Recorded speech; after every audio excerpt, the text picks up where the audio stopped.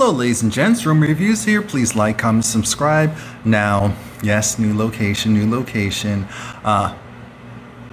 Greenleaf is back.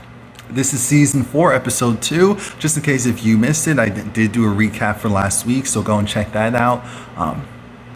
Where do we want to begin? Let's talk about the fakeness of Charity.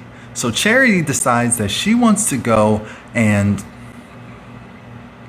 pretend to make good with Grace. She wants to go and pretend to make good with Grace in an effort to align herself with the family. She apologizes. She realizes that she was overreacting, and what she wants now is for Grace to go and talk to Phil and ask Phil to become the to see if she can join the music ministry, even though we already know she really doesn't want to join the music ministry. She was trying to say how Carlton is asking her to come back. I'm thinking, oh, you mean Carlton, one of the gays who went and stole your husband? I shouldn't laugh, but that was funny. It was funny because of how ignorant it was. Now, Grace is kind of looking at her like, oh, because Charity's even hugging her. And again, I feel like, Grace, you were smart enough to know that this should set off so many alarms. This should set off so many sirens that something's wrong with Charity. She cannot be trusted. But Grace goes and hugs her, but still gives her that look of, because she'll ask, she'll see. Grace thinks that it's still going to be a no, but she'll see. And again, Charity leaves the room with a smirk on her face because remember, this is a part of her master plan. Because she was like, oh, you know, you're such a forgiving big sister. I'm thinking, Charity, you're laying it on a little bit too thick right now. Go and tend to your child. Do that. If you watch the show, you understand why I said that. Now, next up, let's just say it's the next day. There's a couple of things going on. We have Zora who actually would like for Sophia they're trying to figure out how it's going to work with Sophia going away to college. Sophia realizes, you know what, maybe she jumped the gun. Things are moving forward here. So Zora wants her to move in with her because she has all that space. She's going to be alone. We know how that works. She's around people her entire life. She's going to want someone around. And it's either going to be a man or be her cousin. Better for it to be her cousin. Now, the deal is that because Zora wanted Sophia to also join morning Bible study. Sophia said no. What she will do is she'll wake up Zora to go to the Bible study. So this is cute, but something about it made me feel like it wasn't going to last. Lei Mei is actually going to take them out for the day, and they're going to have a girls' trip, and Lei Mei actually invited Grace. I said, what the heck is going on here? But Grace has a lot of stuff to do with the church. And not only at the church, there's one particular person who's going to be at the church. So let's go to the church.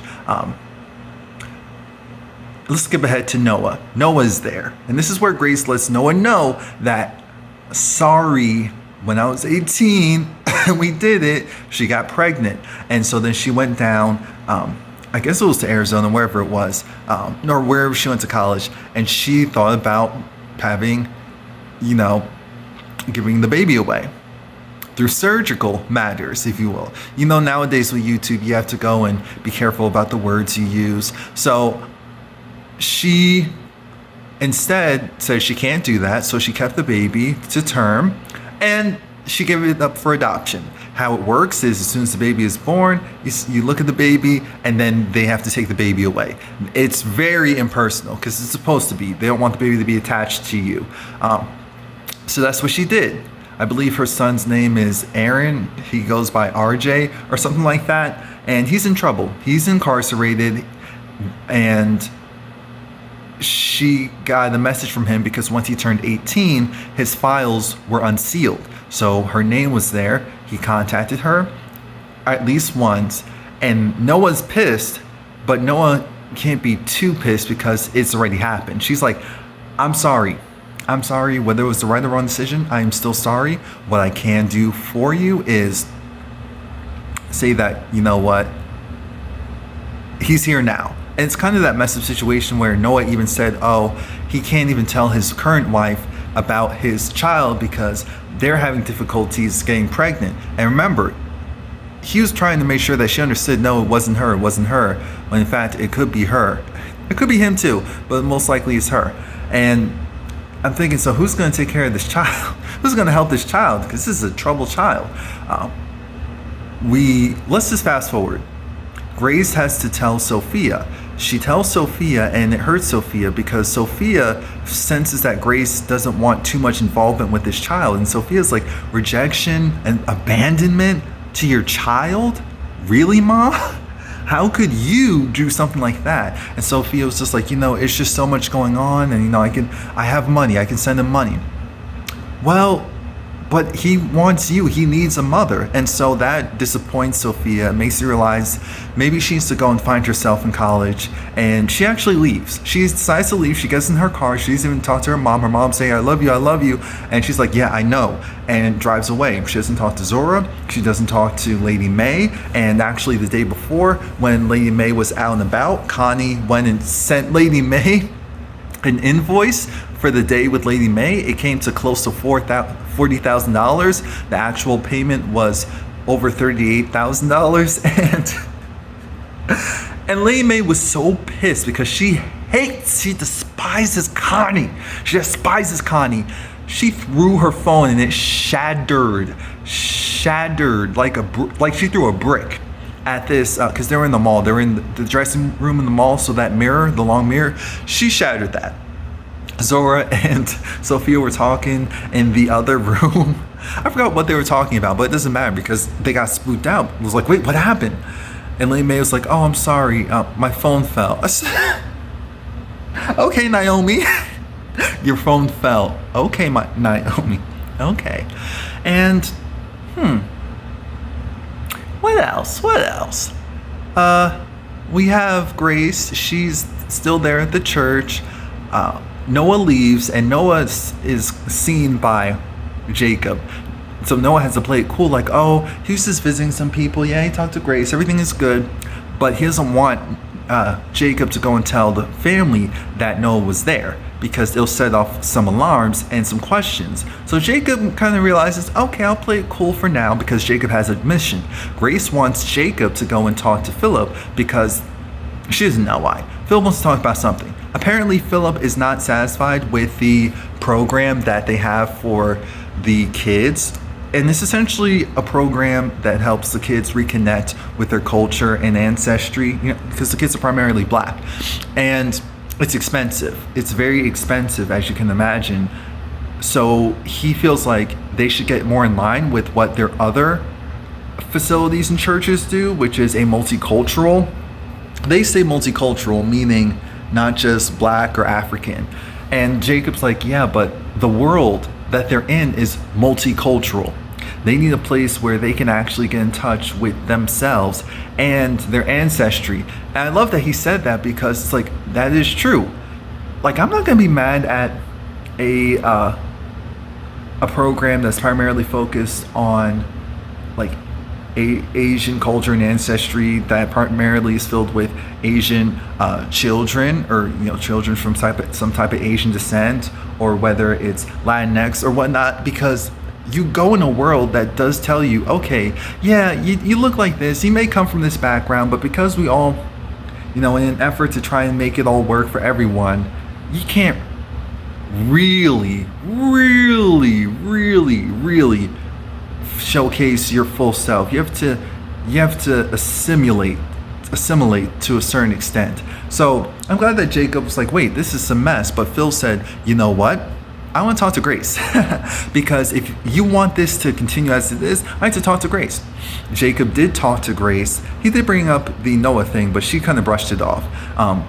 Did talk to Grace and let him know that you need to talk to Phil, because he wants to wipe this program, and he said that she can pay for it if that's how he wants to do it. She was like, oh, okay, I got it. And even Jacob, I think, was like, yeah, but it costs a lot. And she was like, oh, no, it's okay. It's like, oh, you got it like that? And she's like, I can pay for it. I'm trying to think, what did Grace do back in Philly? Or was her ex-husband have some money? That's the part I'm trying to remember. Like, where's that money coming from? Was there a settlement that she got money from? I don't know. But we're going to finally really get into Grace's background, because that money thing will come up again. It came up again when she talked to Phil. Phil was saying about the program and how if she wants this done and that done, this is how much it's going to cost. And she was like, okay, yeah, I know it's initially 50 up and the whole thing cost 100. I got it. I'll cover it. And he said, Oh, so it's like that again, reinforcing where is Grace getting this money from? Someone tell me, or maybe it'll come up. I hope it does. She also mentions the thing about charity, but she mentions it in passing, like, oh yeah, as he was walking out, it was like, oh yeah, but I know that you already have it's settled that we're not really, you don't want her as AP, so why'd you want her as, and he said, oh no, it's fine. See, Grace, when you talk to me, I can be open. It's just when you go and do stuff behind my back or try to sidestep me, because Grace was like, she wants to talk to Bob because he's the boss. And Phil was like, yeah, but I counsel all the pastors. Phil wants Bob's job. That's the reality. Phil wants Bob's job. Right now, he's just the underling, and he can feel it, and he hates it. But the fact that Phil is so whitewashed right now is disgusting. We know that Phil is trying to use Charity. Charity goes to him after she had a conversation with Bishop. Because Bishop was playing his piano, he was singing, and it made Charity feel a certain way because they started singing together. After they were done singing, Bishop apologizes and realizes that he's like, Charity, you're the heart of this family, and sometimes we don't make you feel like that, but I want you to know that, I love you, we love you, and what God has in store for you is for you. Nothing could stop that. And at first I thought that Charity was using that as that'll reinforce my standpoint on why I want to go and be deceptive towards my family. But no, it made her feel guilty because she received the love from her father. And aside from receiving the love from her father, it was like, I think Charity knows what she's doing is really wrong and it will blow up, but she still prefers taking that chance over anything else, and that's sad. That's sad because she talked to Phil, and Phil said, yeah, you're going to be back as music ministry as a start, and they don't really value you. Does your father really value you? Has he been consistent? She was like, not all the time, and then Phil had the audacity to go and make it sound like, oh, well, Bishop has all those things going on. I mean, this man still owes over $2 million back taxes. I said, dang, that wasn't settled yet? Owes the money for the back taxes, was involved in that insurance scheme where someone died. And so cheating, Bishop isn't a good guy. And even though that's Charity's father, she's still so lost that she's allowing this man who's giving her compliments and showing her affection to impede on her normal way of thinking. This is sad. This is sad. To make matters worse, well, at the end of the episode, Grace, she was researching how to essentially call an inmate or set up, something for an inmate. So she called her son, and her son looks rough. He looks like someone who's supposed to look young, but because of life, he looks rough. And for a second, she couldn't even speak, but then she started talking, and she was essentially like, okay, I can help you with money and stuff. And it's like, okay, you'll need a place to stay because he's gonna be coming out soon. He'll need a place to stay. He'll need a general income. So she's gonna help him with all of that. But who knows how quickly she'll be willing to bring him in to her life, because her thing is she has a lot. It is terrible timing. It's terrible timing with the church. It's terrible timing with the family, and it will essentially mess up her chances of staying on because this is another scandal as far as the church is concerned. But we'll see about that. Jacob, he met up with the basketball player who he's going to be counseling, and the basketball player, you can tell that he's getting a lot of money. He's super successful, and he needs guidance. He has this friend who was almost like kind of rude to Jacob when they initially picked up Jacob. They went to a basketball court, but they were throwing footballs. I've seen that before. I think I might have even done that before. Not well, but I tried. And Jacob was offered money by this guy to look the other way. It's like, okay, I'll give you this $10,000. You just look the other way whenever they ask you certain questions. And Jacob said, I'm not doing that. I went down the path where I chose the wrong things. I spent my money, I did all that stuff, and I had to start over. I ended up with almost nothing. So the guy, he lied and made it sound like, oh yeah, I was just testing you. I'm like, yeah, right. But he likes Jacob. Jacob's someone he can easily talk to, which is important. We'll see how this plays out. And aside from that, Jacob has to deal with Carissa. Carissa is doing the most. Now that she doesn't have Zora to watch over every second of every day, it gives her time to harp over the fact that she's in Lady May's house, eating her food, using her water, using her electricity, using her heat and her central air for cooling, and yet she is still upset. She is still mad. She's still mad about everything. She keeps looking at this house. The house is beautiful. She met up with the realtor, and now she wants to go and use the real church, the land that Jacob purchased originally, to go and sell it so that they can get their stuff out of there and use the money to put a down payment on the house. I said, wait a minute. So you're telling me that would only put a sizable down payment on the house? What about monthly expenses? What about all this other stuff? But aside from that, you want to sell the land that's supposed to be doing God's work so that you can go do your unholy matrimony in the house that you like. Jacob had to tell us, like, I want you to have all these things and you deserve them, but this isn't the way. Give me a week. Give me some time, okay? Give me a week to figure things out. If, within a week's time, the Lord doesn't provide something, then okay. But I'm thinking, we're talking about God.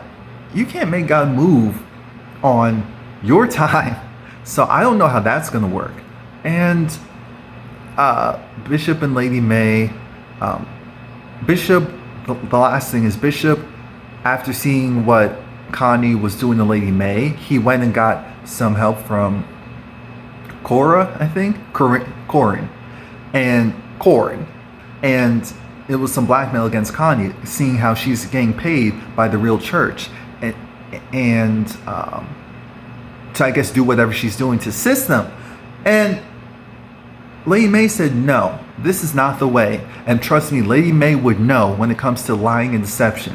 Lady May said, this is not the way. This is not how we get back. This is not how we get back to glory. We will not get back to glory meddling in the devil's playground.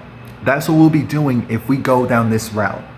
It'll probably backfire in our faces anyway. But the important thing is, we need to get it in our time and when the Lord sees fit. That's how we're going to win. And I appreciate her saying that. I appreciate her having a moment of clarity, really and truly, because Lady May a lot of times to me seems like someone who is lost. So for her to have that type of clarity, it made me think there's hope. There's hope, and she's seeing how her life could have been even worse because Bishop, remember, he almost died. His heart stopped.